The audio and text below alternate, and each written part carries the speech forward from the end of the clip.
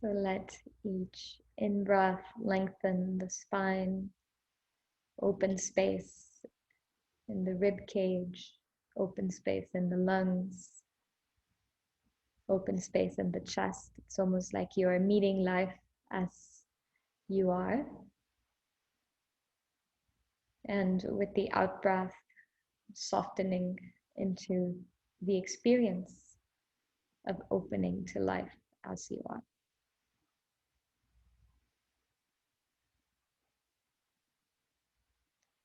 There's this wonderful research that Thomas Hanna is doing. There's a book that I'm reading called Somatics, and he speaks about us human developing a green light or red light response. So whether it is that our body tilts forward or tilts backward, and somehow the body, our embodied self, tries to protect itself from a circumstance that happened in the past that may repeat itself. So this evening, practicing stillness and finding that comfort in the body. And by stillness, it doesn't mean that you can't move or adjust or change positions, not at all. Allow yourself the freedom to explore comfort.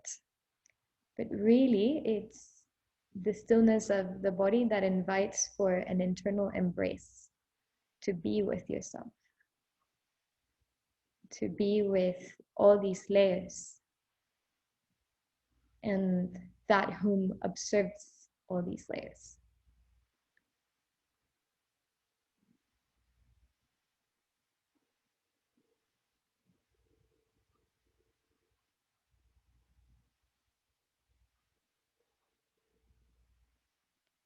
And I want you to start exploring the depth of your breath. So if you haven't started by now, you can begin letting each in-breath fill up the lungs entirely.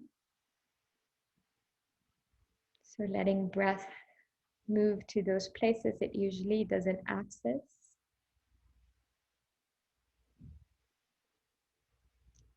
And with the exhale, let the lungs empty out.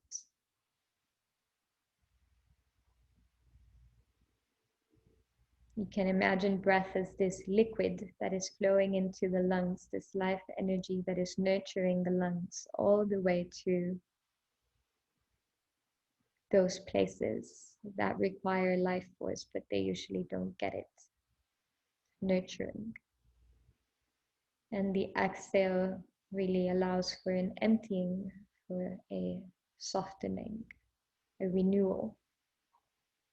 And keep that rhythm going at whatever pace might feel best for you.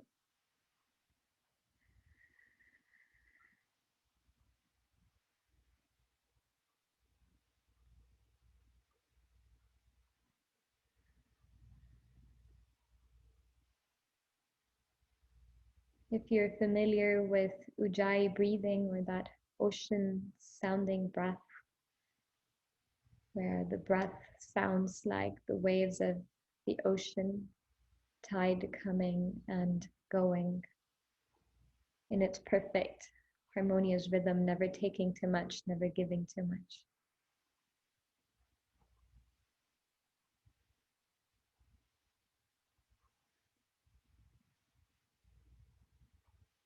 And let's all exhale, completely emptying out the lungs to their entirety, emptying out the lungs entirely. And let's all take a deep in-breath, filling up the lungs. And exhale fully.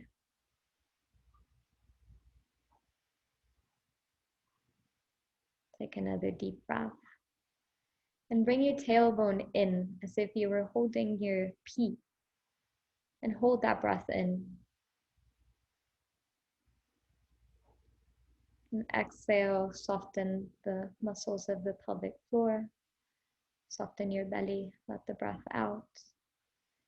And see if it's possible to stay without breath. No in-breath, no out-breath.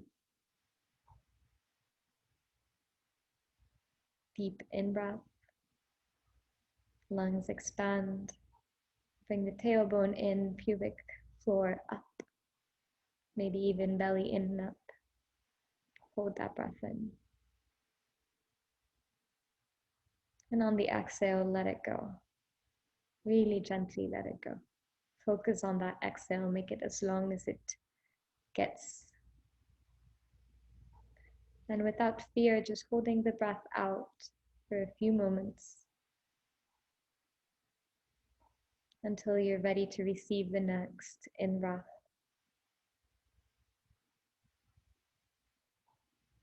When you feel it's complete, hold that breath in. It's almost like you're hugging the breath with your lungs. Breath is hugging you. And on the exhale, let it go. Empty out the lungs. Hold the breath out, trusting.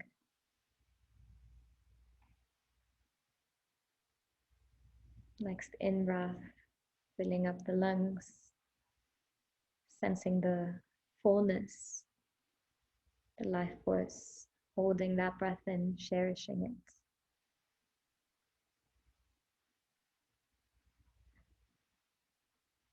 And when you let go of the breath and you exhale, you empty out the lungs, and you find yourself in that empty, hollow space within. Embrace yourself again and say, no matter what, I am here. I abandon you last. I am here.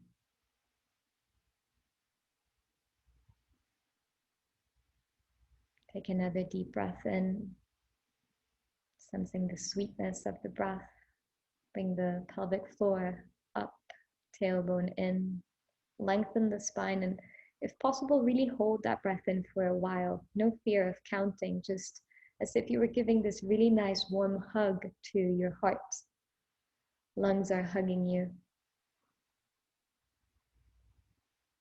The spirit is hugging you, breath as spirit. Cherishing this life force, and on the out breath, really gently let it go. Feel how the heart can open and let go. Soften the belly. Be open to this emptiness and say, no matter what happens, I am here. I love you. And let your breath go at its own natural rhythm. Let the breath explore wherever it wants to lead you, bringing tenderness and softness to each in-breath and out-breath.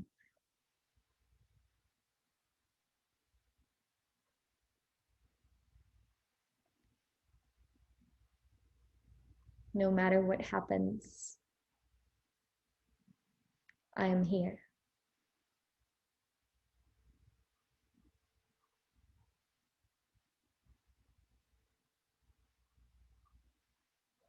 You can say whatever message you would like to convey to this tender heart that we all have.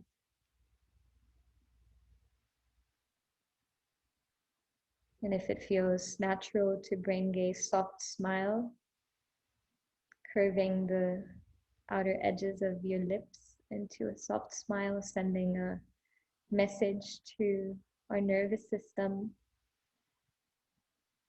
our limbic brain, that it's okay, that it's safe.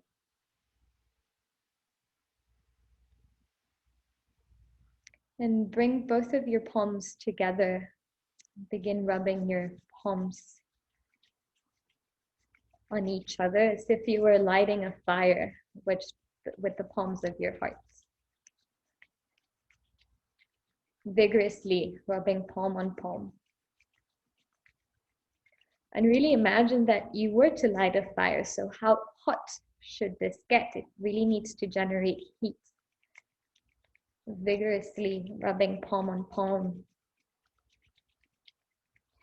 And when you feel like there's enough heat, I want you to take both hands on top of your chest and feel the warmth of the palms.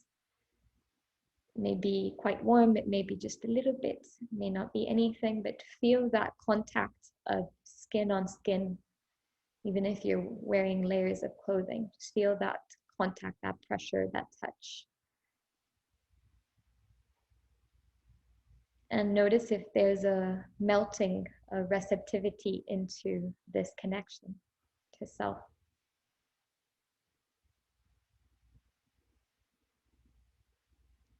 And then take both of your palms together one more time and rub them vigorously. More heat, more fire.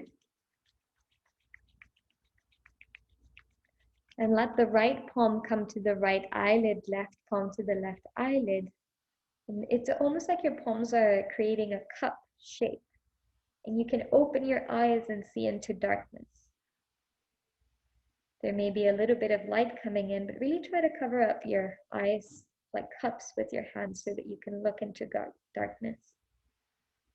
And say again, no matter what, I abandon myself last.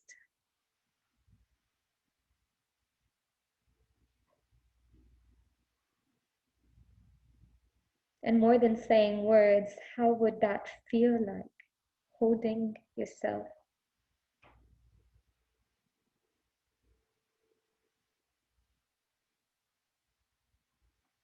We're all in this adult suits with these meat bags of bodies pretending to be somehow adult. And this is an opportunity to tell that tender, confused little part of ourselves that we are here to listen, to breathe, and to nurture, and to mend into our daily lives with love and care and wisdom to the best of our ability. Let your fingertips run through your hair if it's loose, otherwise just let them run through your forehead and make it like an act of cleansing, as if you were doing a little night ritual. If you had this very luxurious, expensive night cream and you really wanted it to feel really, really good. And that luxurious cream is your own love, your own nectar. So feel that.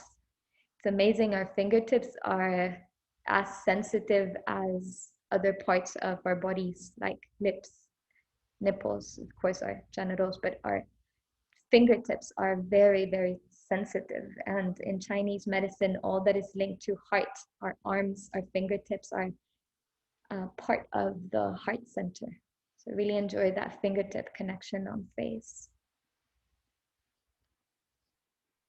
And take the hands to wherever it would feel good to you, whether it be your womb or your heart, your chest, wherever it would feel good to you. And stay a moment here.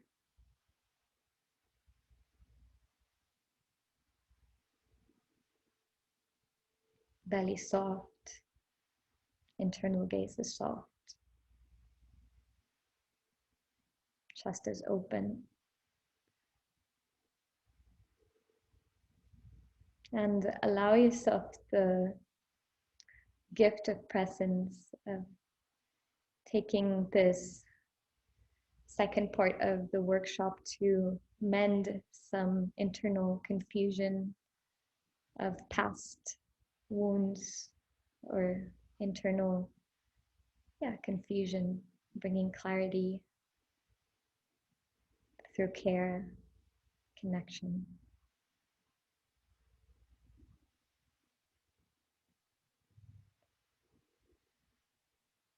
And when you're ready, you can open the eyes and we can meet together here.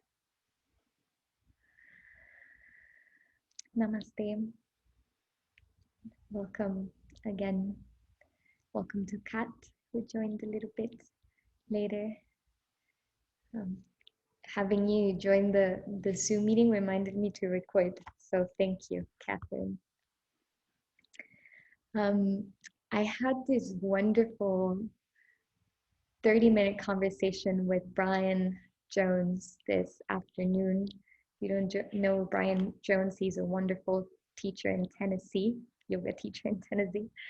And he was with some of us in the yoga teacher training, and he took this workshop, and he was supposed to attend yesterday and today, but because of work, he couldn't. And he had this long interview. I wish it could have been recorded with questions that he had. And so I would like to open with two of the questions that he um, asked me, because I think they may be relevant, move on to what we missed yesterday because of time, and then open the floor for discussion and finalize with how Buddhists think that we could live a more congruent life. I actually received, not only from Brian, but from a couple of you, this very honest message that this material was very interesting and yet difficult to relate or find a practical way of digging internally to find those answers. Like, should we all go to psychoanalysis and lay on a couch for 5 years so that we can understand why the woman with the red dress is upsetting to us?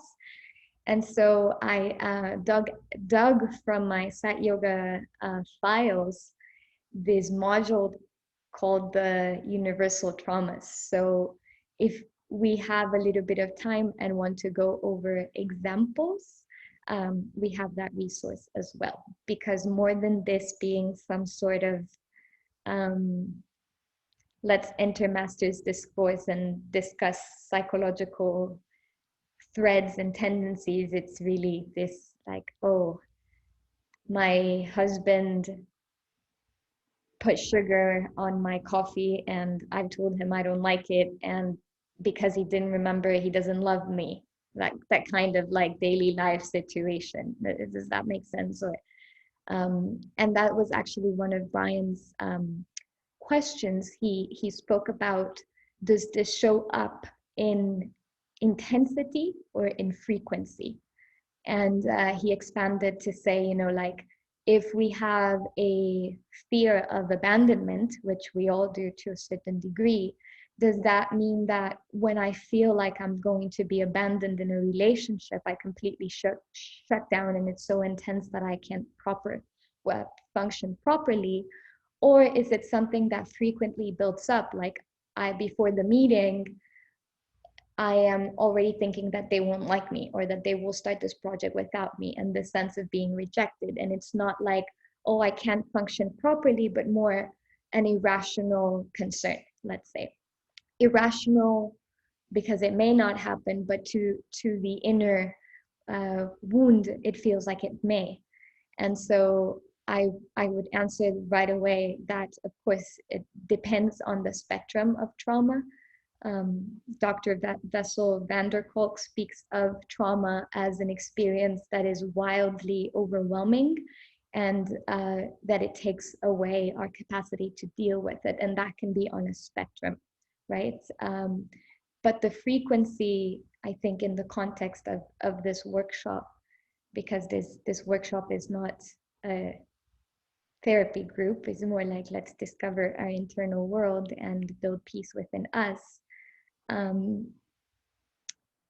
What are those frequent things in which it shows up and build understanding? And that's the beauty of it, that sometimes you don't have to look so far away. It's in the coffee, the way the coffee was served, or the way that the dishes are not being washed, or the way somebody looked at you. Or the other day, my uncle said that we could go to New York in October. And so I got so excited because I've never been to New York. And so I texted Mike, my husband, and I was like, I guess we're going to New York in October. And he was like, this comment is so ungrounded. And I was like, oh, what does he mean? And he was like, this is distracting. And I was like, oh, he's so selfish. Da, da, da, da. And later we talked and he's like, Prema, I don't think that you understand. You haven't been to the States in 2 years. We have this long distance relationship. We haven't even built a home and you're talking about traveling to New York. Like that is hurtful to me because it makes me feel like you don't want to spend time with me. And I was like, oh my God, now I understand your perspective, right? It's in those little things. And so it's not who is right and who is wrong. It's like we all come from a different position, and until we understand how the other makes us, what the other triggers in us, it's going to be hard to communicate. So frequency over intensity. Sometimes it may be intense, and that's when therapeutical gatherings are better. But the other question that Brian had, and perhaps this was unclear to you as well, was this idea that he read to me, perfectly quoted from my workshop here at Nexus. He read to me when I said that we nowadays we repress, before we used to repress the dark part of ourselves, but now what is in the unconscious is the light part of us. And so I don't know if this was unclear to you from yesterday. I will share with you my sharings with Brian. What I told him was that when the methodology of psychoanalysis was created, we had to be very uptight as human beings. That's what the context and the culture expected of men and women. So imagine being a woman in Vienna having to wear corsets and your boobs are always tight and you have to relate in a particular way. And you have these feelings that are not necessarily welcomed, and so they're hidden. It doesn't matter your economical class, it's just women in general, and men are expected to be this productive business like and when this came out, when psychoanalysis as a method came out, you might remember this is when this idea of the split mind began to develop. So it was an idea that in Hindu philosophy they had for many years of a sattva-rivu, a split mind. And yet you will see in Western culture, 1900s, which movies were coming out. It was Jekyll and Hyde, right? It was this idea of the man who was super professional with an excellent ethic, who was handsome, who was courteous, who was a gentleman, and then in the evenings he would turn out to be this monster, right? Do you remember this story of this like shadow and light? And yet somehow throughout the years and so many cultural movements to liberate ourselves, we flipped that into an age where pornography is so accessible. So sexuality, I'm not saying it's healthy, but is not longer like repressed, right? But then the tenderness and the actual intimacy is, and the vulnerability that entails. So we have the gross thing out there, but it's so difficult to actually open the heart and let someone in. So we can, sleep with so many people, open our vaginas or be penetrated by someone, but can we actually allow the heart to open, right? That's one example of how we would repress the light instead of the dark. And again, there's no dark or light, really. It's this pulse, as Carl Jung would say, enantiodromia. And I know that's a complex word, I shouldn't use it, but this pendulum from one pole to another, constantly moving. So what's the center for us?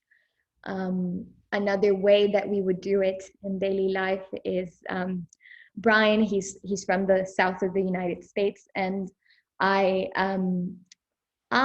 find a very interesting culture in the South of the United States. So when I found out that he was from the South, and some of you who were here in the training might remember, we started using Southern phrases, and it was playful, like, how big a boy are you?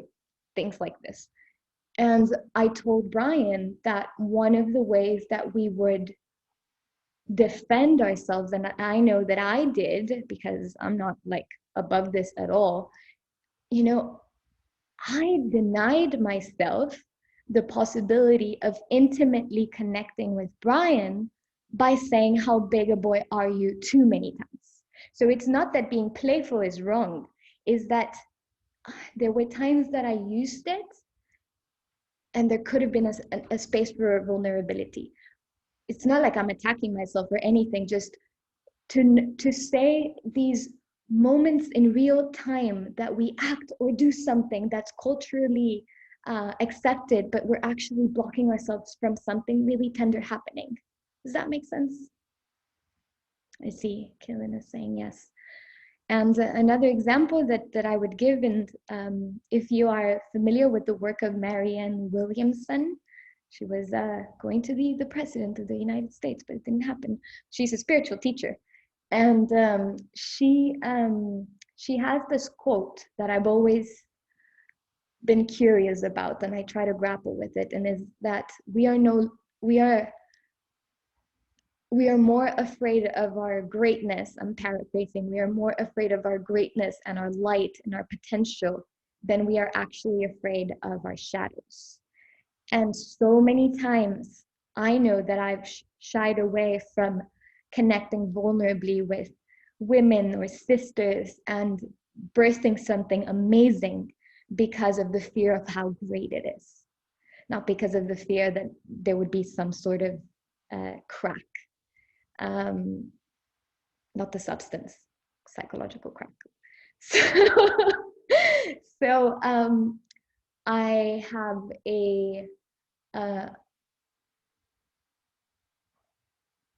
I'm wondering if it's accurate or not to say. So Janelle, the director of Nexus, whom is a very close friend to me, she told me that she was scared of our connection, not because I would do something out of hand, like sleep with her husband or do something, like she wasn't afraid of me as me, Prema, a young, smart woman. She was afraid of how great our connection was, and that inhibited her from opening. And so you see, it's in these moments that it's so nuanced, and the more that we can pay attention and see that it's frequent, day by day. Am I opening or am I shying away? Am I opening and allowing, or am I resisting? And it doesn't look in any particular way. Don't let anybody deceive you. It doesn't mean that you have to be always hugging people and always smiling. And the form does not exist. It is an embodied sense of being in connection with what is happening in your internal world and making choices that align with that. I see the chat box. Catherine. Okay. I don't know if you're still here, Kat, but thank you for the message. Okay, I see that. So just to be clear, does this on how we repress our light and this idea of frequency and intensity, like how frequent we are susceptible to trauma? Does that make sense to you? Okay.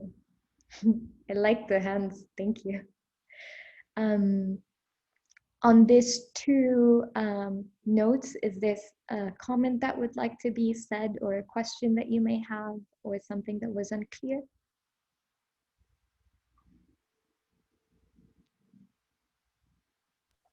I really liked this last quote that we talked about, because it reminded me of how when we want to expand, or I mean, if we want to like step into our greatness or our greatest potential, we have to necessarily expand, and that means connecting. And sometimes that's very scary, because it means that change will come. Even if it's positive change, it's it's going to feel scary.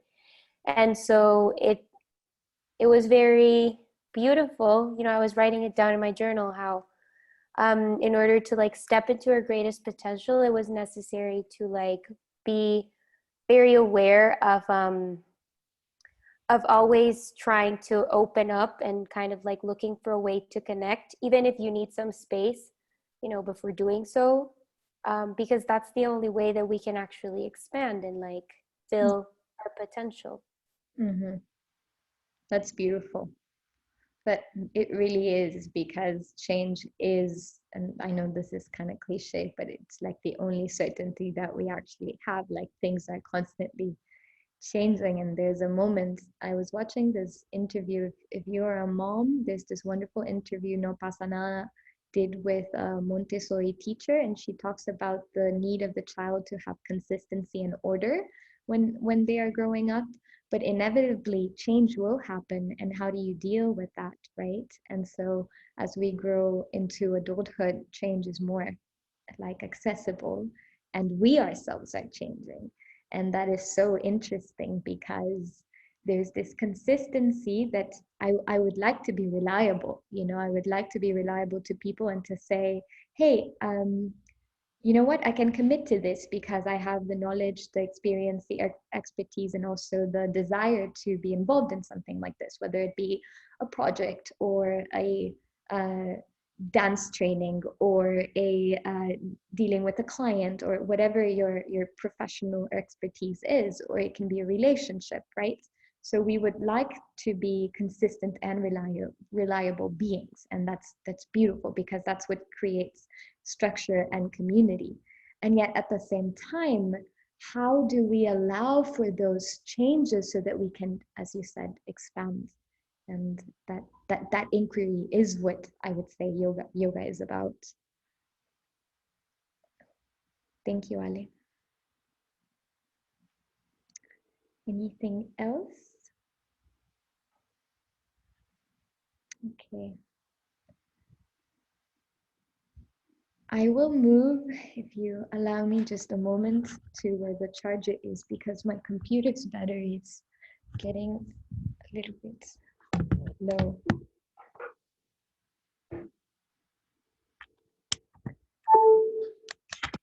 Okay.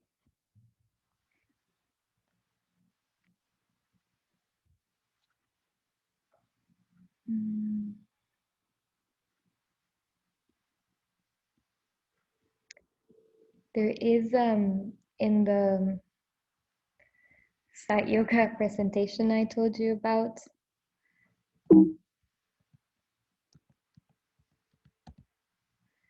there's these 10 universal traumas that are very linked to the structuring layers of the self, and many of the themes that we explored, but it makes this framework makes it more like, oh, I actually went through that, and in some degree it continues to structure me. So I will go through them lightly.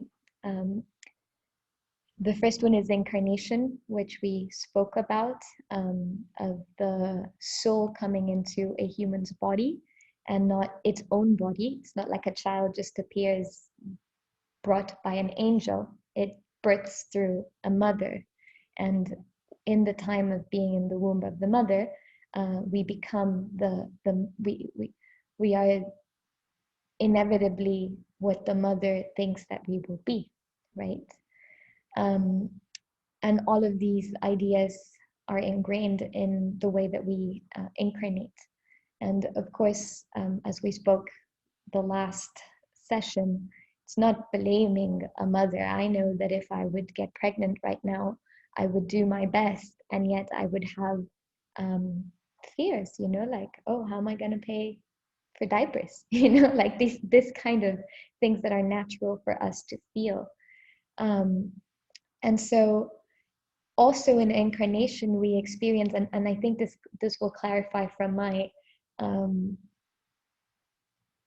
weird digression yesterday, this idea of coming from infinite and becoming finite. not linked to any particular religion or any particular dogma, just acknowledging that the soul comes from this expansiveness and then incarnates in this tiny human body, right? Um, and so in the case that we incarnate in an environment and in a family system that really wants the best for us and really wants for us to explore and learn and connect, and there will be a remnants, there will be this hint of like, oh, yeah, this is home. But then home may also not be a space where that happens, and that feels very contracted, right? And also there's this idea that we spoke about yesterday of the sanskaras, this like life tendencies that we bring from wherever we come from, right? So this mission that we come with, or this expectation, or this desire that we come with, and this is very not so woo-woo, but can get woo-woo. So I'm not going to talk about it too much. Incarnation, life in the womb, and okay. So this leads us with the subsequent frustration, and the subsequent frustration from the trauma of incarnating. Let's talk about subsequent frustrations as those things that structure us. So the structuring layer is not the intrauterine subconscious per se. It's the frustration that comes from being in that state at some point. So in this case, the subsequent frustration for many of us is that even though we're no longer linked to our mother is inside of us, like psychologically, you know, like sometimes I'll notice that I'm attacking myself for a particular thing that is not precise. And I'm like, oh yeah, that's Marcella. And I love her because she made me structured. You know, like the voice of the mother will always be inside of us. And the more that we can have conversations and make peace with that voice, and orient that voice, because it's our perception of that voice. And I think this is so valuable to actually grapple with and understand. Is not that Marcela is my mother. It's not like Marcela, my mom is inside of my head, like a Wi-Fi signal that she's projecting onto my head. Is that my remembrance and idea of who she was when I was little is with me. Does that make sense? So my mom is in her own growth process, doing the best that she can, and my interpretation of who she was still remains with me as this little voice that sometimes praises me and sometimes blames me. Cycle of emergent conditions, right? The second trauma is birth, and I forgot to speak about this yesterday, and I think it's very important because birth is this first act that we achieve, and it doesn't matter if it was a C-section or if it was a natural birth, this like coming into the world, right? And sometimes C-sections will be medically necessary, but most of this medical world is ruled by the to the convenience of the doctors. Not every doctor, obviously. I know great doctors, but some other doctors, and I've heard from my friends, they will schedule the birth a little bit early so that because they have this trip to some sort of place. So imagine, and this is so beautiful. Imagine this act of birth coming into the world. The smile reflex is this first smile that the child gives when it comes to the world, and being born in the cold hospital environment is not as inviting for a smile reflex, and there needs to be a lot of effort and tenderness to really make the child feel like it can smile. But if we do that cross-culturally with villages, there's some children that are born into the world like smiling minutes after being born. We spoke about hospital conditions. So the subsequent frustration is that we've had a biological birth, but we are still unsure of who we are. So this whole idea of a psychological birth, of, you've probably heard in other spiritual groups that we are born and we die and are now born again. This idea of a rebirth, of giving birth to ourselves again. And imagine the amount of effort and dedication that it takes to bring a child into the world, like the birthing process. I myself have never had children. I was born. Yay, I did that achievement. And I am becoming a more adept doula to my own birth as an individual being. So who is looking at that body in the mirror? I think that's wonderful. Like when we look ourselves in the mirror, and think about moments when you were younger and you looked at yourself in the mirror, but even now, like sometimes I'll stare at the mirror for a while and my face will begin to like shape to when I was a very young girl. And it's interesting because she's unsure, and she feels pretty, but she's still unsure. She feels like she's got it, but she's still insecure. And so that holding, right, of ourselves and birthing ourselves. Helplessness is a trauma that we experience daily. But it started at that moment after birth, because if you see, like human beings, when we are born, we are, I think, and again, this is material from 2016, so the research is choppy and there may be additions to make. I'm trying to go over this so that we have more relevant examples of how this applies to our life. But next time, and spontaneously, so next time I present this, I will add more research. All of this to say that of the mammal species, we are the ones who take much longer to adapt to our culture and our society. So you see a horse, which is one of the most beautiful things to watch, like a horse when it is being born, and then it gallops.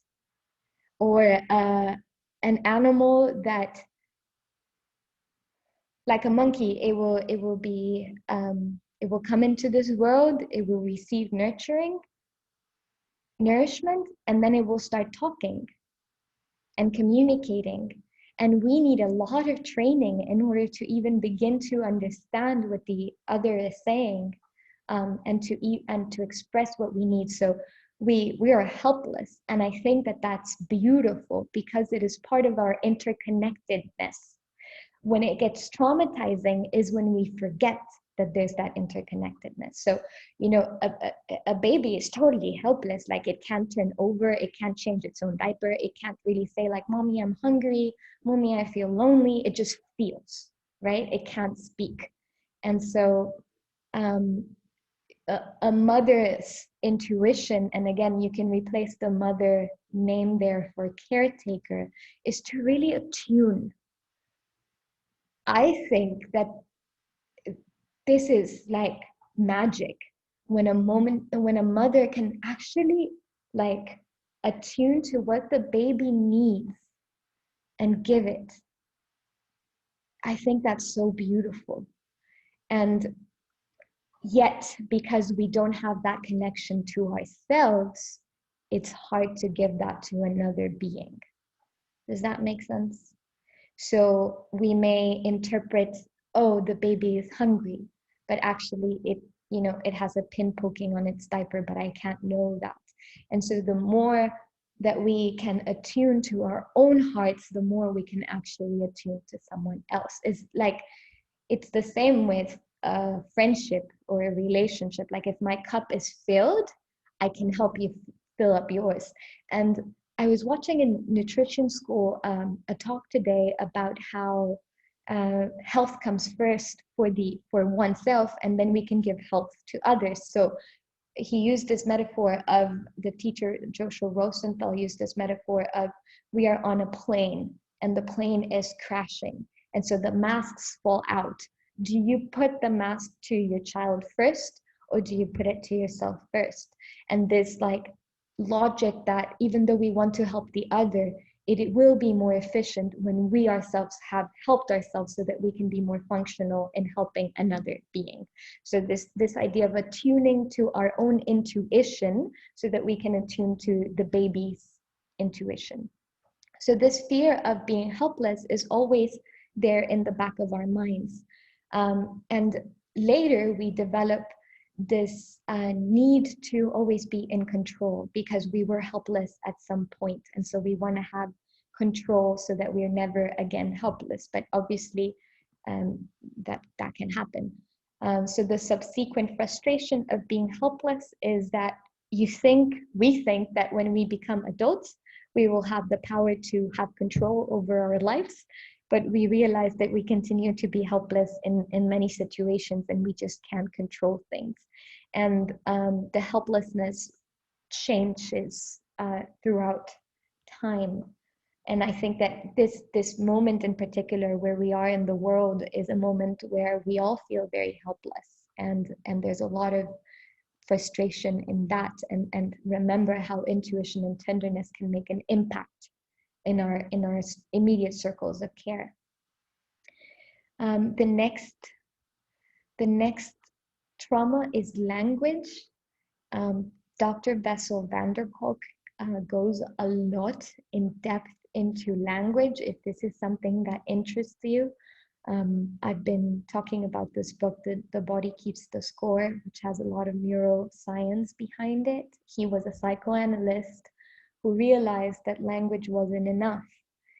And I find his work very interesting. So the trauma of language, let alone, what we said in helplessness that we can't really communicate, is we have to learn to speak.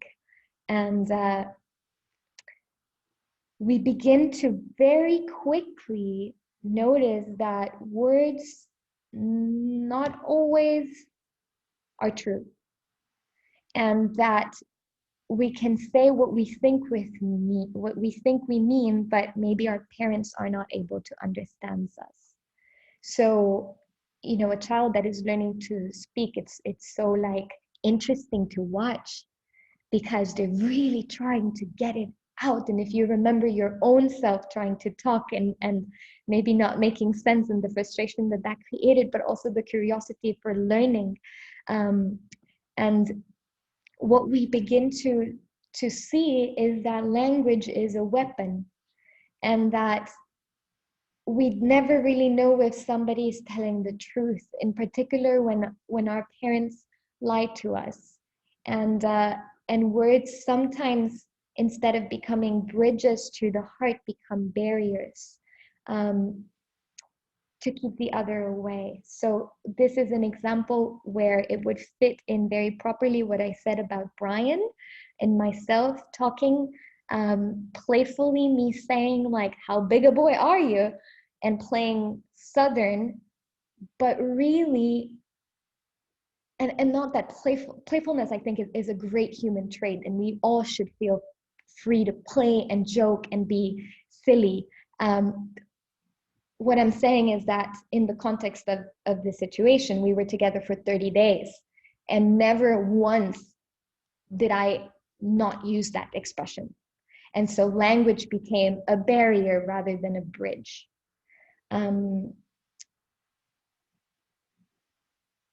So words often push us away rather than bring us closer. And it's so interesting because it's one of the most precious tools we have, and it can become a weapon too. I have a long distance relationship. I've had a long distance marriage for about almost 2 years now. And language is so important. And because it's the only way that we can actually build that attunement. And if we don't break down the situations that trigger us, it becomes very difficult and resentment gets built, right? Of something so simple as me saying like, we're going to New York, and Mike saying like, you don't want to spend time with me, because he misunderstood what I was trying to say. And so language, traumatic. We say, so many times people say like, I love you, but what does that really mean? And this sparks up a lot of questions. So I think this is too ashrami koti, but like, yeah, let's skip that. So the subsequent frustration of language is that in the beginning, you don't know what people mean by what they say. When you start speaking, you can't control the other way people understand what you're saying. So I may say something to Alexa that I mean as a compliment, or something that I mean to be respectful, and she can interpret it in a different way based on her context. And that is something that I can't control. And I can try to explain myself, and I can try to create bridges with words, but it is very traumatic, the experience of trying to communicate something and not knowing if the other person will actually understand, right? So how do we use our words wisely? And the reason why I decided to go on with this presentation was because when Alexa spoke of change, it sparked change as a trauma. So impermanence of circumstances. Sameness over difference. This is a very Western philosophy concept, a lot of Deleuze in there. But I'll just repeat myself with the Montessori trend because I have it very alive in my mind. Sameness creates structure. Sameness creates order. Sameness creates patterns, right? So the spoons go here, the cups go here, and we don't watch TV at night. Okay, so we know. We like to be fed food that is familiar to us until a certain age. You know, if you might recall, like you didn't try exotic foods, probably. It depends on your culture and context, obviously, but like patterns, structure, functions. And this is useful for the child, but at a different, but as we go through life, change will happen. You know, we will move from a different town to another, or as Kaylin was sharing with me, one of her best friends is constantly moving towns with her husband, right? And how do we, because we can't stop life, we can't stop change. So how do we adapt these changing situations for the child to feel held and secure? And even though the home structure is different every so often, the reliability of the parents and the love is there, right? So again, these overcoming of traumas don't look any way at all. There's no little houses on the hillside made of ticky-tacky perfect worlds. Is our own inner relationship to these things.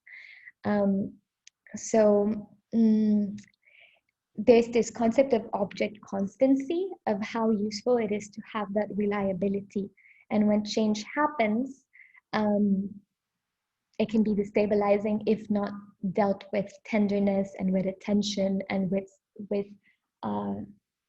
context around it.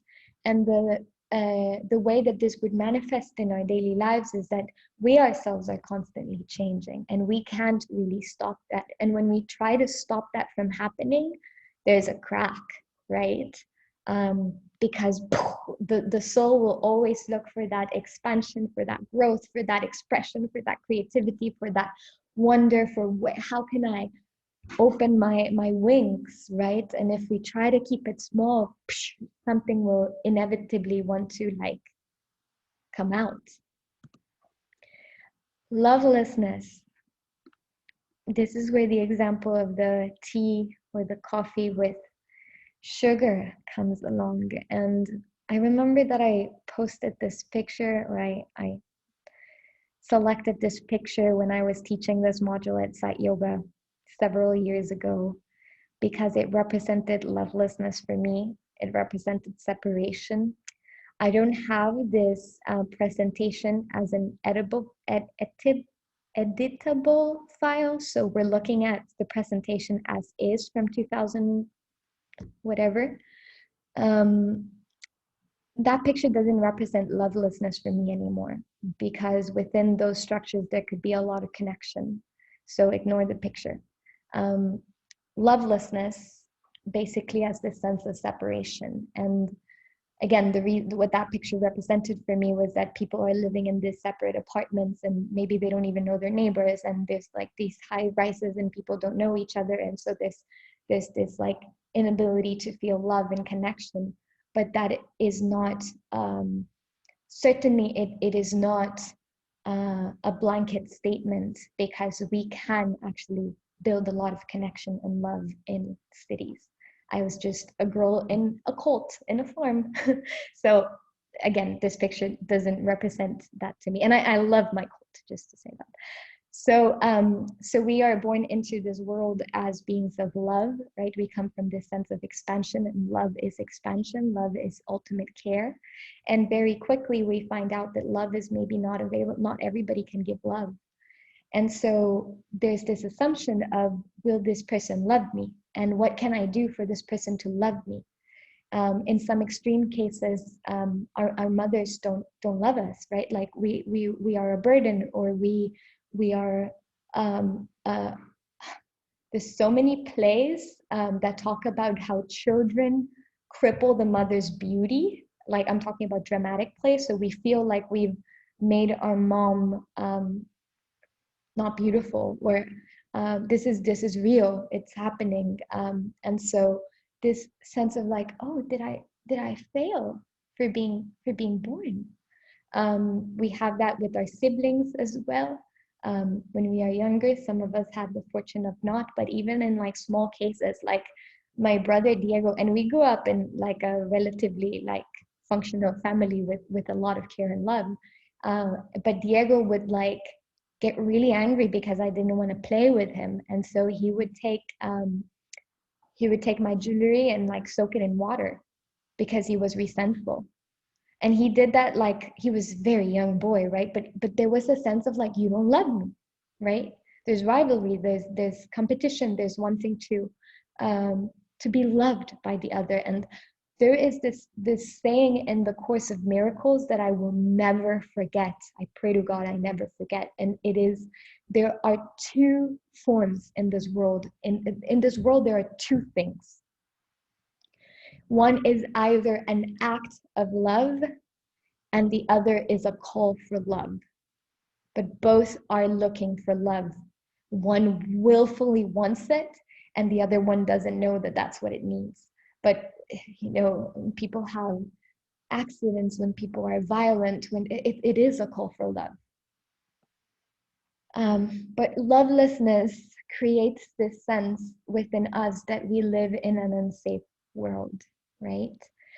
So even if we grew up in a very loving environment in our household, we go to school and there's mean kids, there's bullies.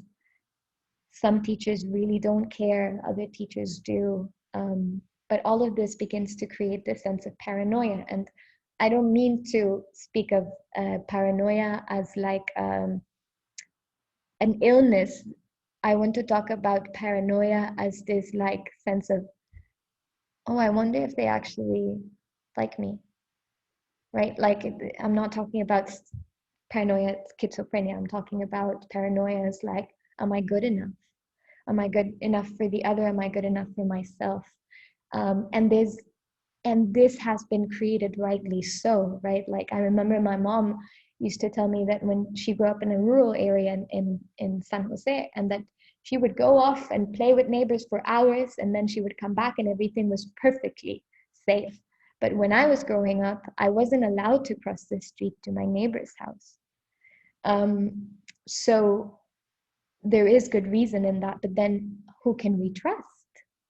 And it begins to create this sense of lovelessness within us.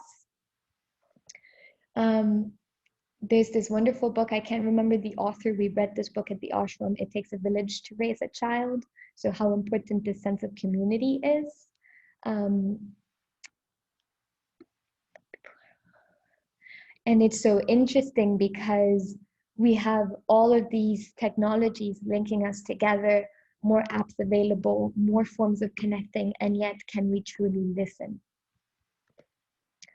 So the subsequent frustration of lovelessness is that initially you see that the world doesn't love you, but then you see that you have closed your hearts and don't have love for the other. So it's this, does that make sense? Like, not only do I have a doubt whether or not I am loved by the world, but wow, I've actually closed my heart from somebody coming into my life. Mortality, we're almost there. Mortality is when, it's so interesting. Lauren, are you here yeah, you're in the other window. Hi. There's this guy that has been looking at our podcast on meditation, and he commented, like, does meditation help me be more virile and young? Like, is there yogic practices that will help me keep young? Because I want to live forever. And I was reading at this guy's comments. Later, I found out that he's always writing like creepy comments. But I was looking at this comment and I was like, bro, do you really want to live so long in this world, like right now? But not only that, then I was like, okay, I'm going to respectfully reply to this person. But what I was sensing was how many of us idealize youthfulness and forget that life is a cycle, right? And that there's beauty and richness in every stage, and that death is literally right around the corner. And last night when I went to bed, I had this sense of like, oh my God, I want to live tomorrow as if it was really my last day. And I'm not saying that like, not at all like suicidal, very far away from that. I felt like, oh my God, life is a miracle. And as long as I am here, taking another breath, giving more classes, I want to do it as like open and vulnerable and alive, and transmit all the love that I have for life, because I just don't know. And death has become some sort of a trauma, right? Like, if somebody dies, I really would like to like celebrate the life that this person lived, right? And like help the people that are around this death to adapt and incorporate and integrate in celebration, not in celebration of the death, obviously, but in celebration of the life that was, and the miracle that was created, and the perfect timing. And this is a very sensitive subject, but one that yet it is inevitably at the grasp of our fingers, right? Like, death is the obvious next step, right? And so as a subsequent frustration, and I really want this to come across, again, language as a trauma, I really want this to come across in the right way. So if you have any questions, please let me know. We are afraid of dying. And so because we are afraid of dying, we don't allow ourselves to live fully. That is the trauma. We are afraid of failing. So because we are afraid of failing, we don't try it. We are afraid of loving. And so because we are afraid to open our hearts, we forget that we can love. These ideas of like, the fear actually inhibits life. And by that, I will reiterate, like, I don't mean like go and jump off an airplane with a parachute, or like experience the thrill of life. I have one friend that feels so alive when he does that, but then feels so depleted when he's not, basically like surfing with sharks. And so what is that miracle of life that links us together, and how can we live radiantly, meet life as is, and acknowledge the miracle that is, right? Sexuation as a trauma. This is a very charged subject right now because of all the gender role conversation that we have. But sexuation doesn't mean sexualization. It means the trauma of discovering who am I as a gendered being. And a gender doesn't have anything to do with anatomy, right? So I can be born in a female body but have masculine tendencies, or I can be born in a masculine body and have feminine tendencies. And the complexity that the subject opens up is huge, because genders have been distorted in a way. And like they're I believe in gender roles. Like I believe that men can do certain things that women cannot. And if they, I mean, obviously we can try, but like anatomically and physiologically speaking, it makes sense. And then there's things that women can obviously do that men will never like physiologically be able to do.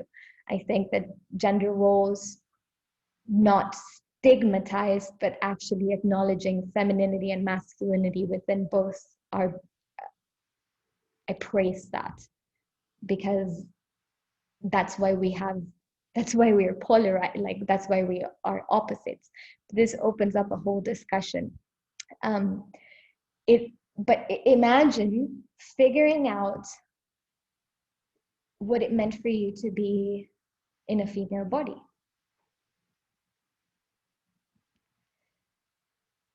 And usually there's a lot of decisions that go on in our unconscious based on what our parents' fantasies of who we would be happens.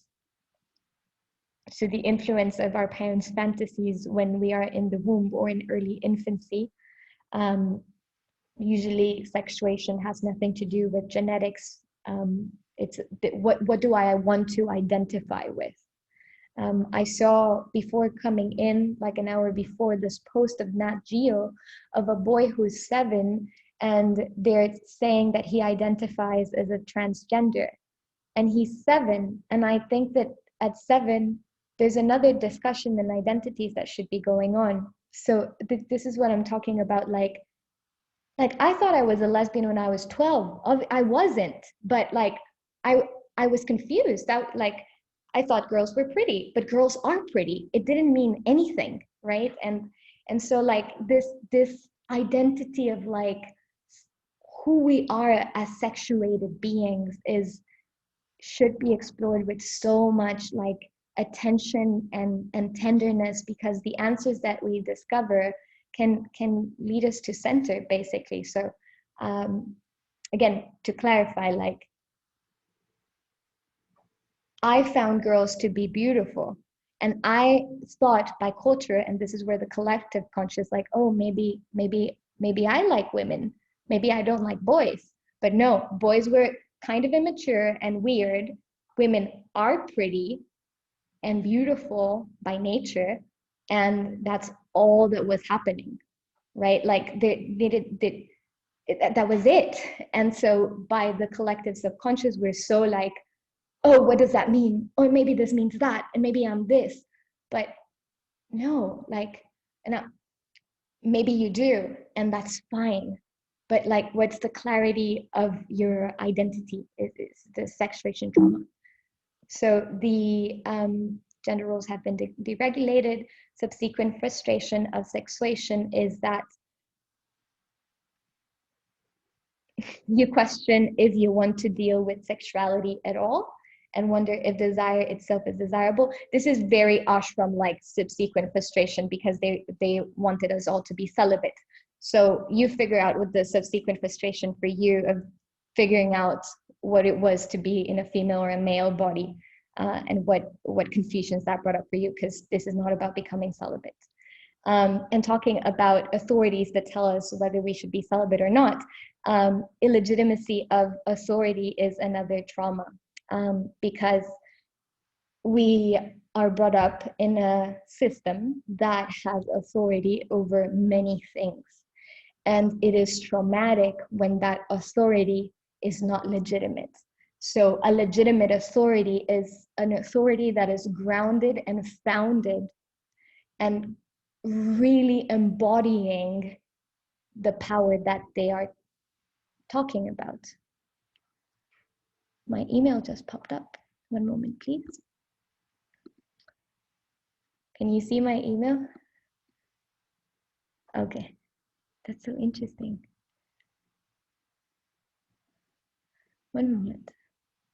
never happened to me before. It opened like a second screen, so I can't really read the presentation. Okay, sorry about that. So legitimate authority is when we hear, for instance, like you are here listening to me, and there's a trust that the material that is being presented is founded on research and on studies and on experience, and there is an authority. It doesn't mean that it is the authority, it's just something that is trustworthy. In the case of being like a public speaker, being a legitimate authority is not only talking about meditation, but actually meditating. Not only talking about trauma, but exploring your own. Not only, you get the picture, not being a master, not being in master's discourse. So how is this traumatic in society? We have people talking about human rights who are at the same time trafficking children, right? And the web is unbelievable. Like it's not a joke. Like there are authorities that are very legitimate, beautiful, inspiring authorities, but there are also people in power who are illegitimate, and that creates cognitive dissonance, right? Like we have narcissistic, immature, and egotistical people running the decisions for a society, and they're the leaders, right? And that's like, as you're growing up, it's like, oh, so why should I be legitimate? Like if they're doing it, like why should I, right? And this is a whole subject on self-sovereignty and archetypical forces, because if you follow that legitimacy, you will shine because you're doing things right, and you will connect to people that are shining as well.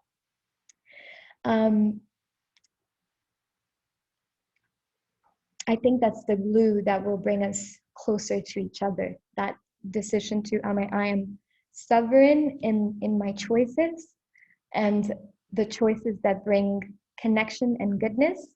And I'm going to associate with people who are rising with me and want to do things right and want to do things legitimately.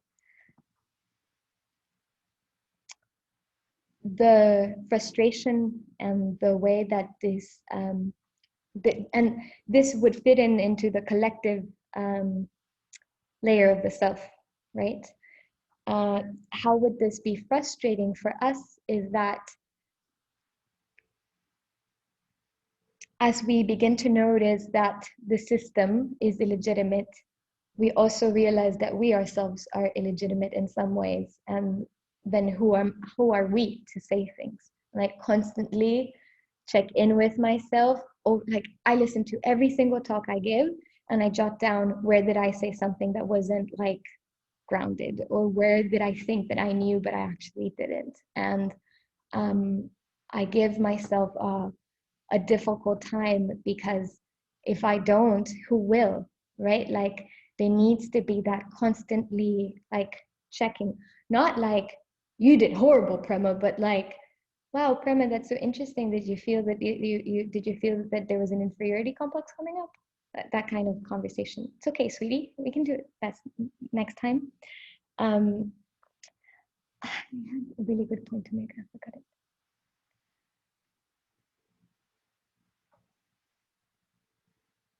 It may come later. Radical uncertainty as a I would say the most vivid trauma right now. Radical uncertainty is everything that is happening at all times, and yet right now is so poignant.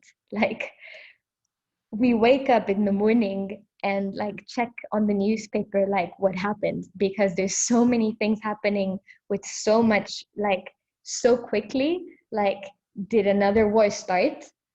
Did a hurricane hit another place? Is there a nuclear meltdown? Does the world still exist? I was Googling today, how will a zombie apocalypse happen? because of this thing that the CDC published of like how to get ready for a zombie apocalypse. And I was like, what is that? What is zombie? But why would they publish that? Like, are they joking? Are they using this so people pay attention? Like, uncertainty. And it's like we're in this science fiction novel where you really just don't know what will happen next. And so again, that's why rooting in authenticity and legitimacy is so important. But also like in knowledge, like Alexa and I have these discussions constantly. Sorry, I'm pinpointing you as an example, Ale, but like you go to school and study a subject and you dedicate so much time and effort, and then by the time that you graduate, there's like a new theory that you don't know, so you have to go to school to study it again because something was obsolete. And so like knowledge is also something that needs to be constantly building, and I myself think that's awesome because we should never stop learning. But there's a sense of uncertainty. Like I always go through it with these workshops, like, is this still valid? And is this valid for me, like as an individual? Like, does this still ring true so that it can actually ring true to others because of its legitimacy? But is this valid on like a global sphere? Then there's also environmental uncertainty, like, will it rain? Will the sun come out? Will food grow? Etc.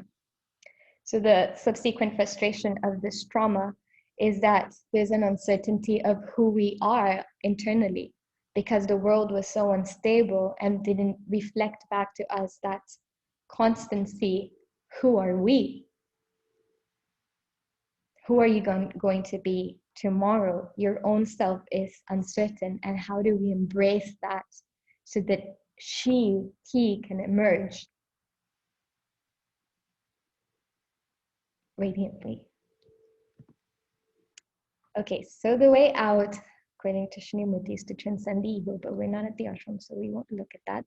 What I propose we look at is at the following.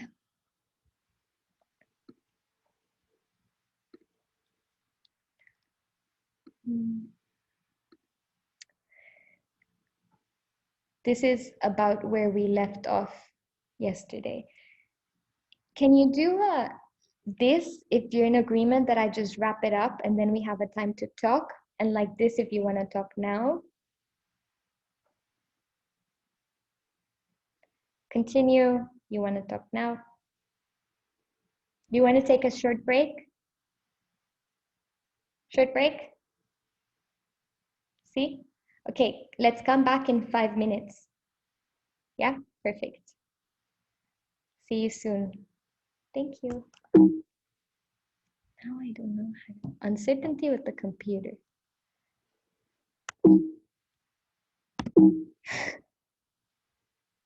Oh my God.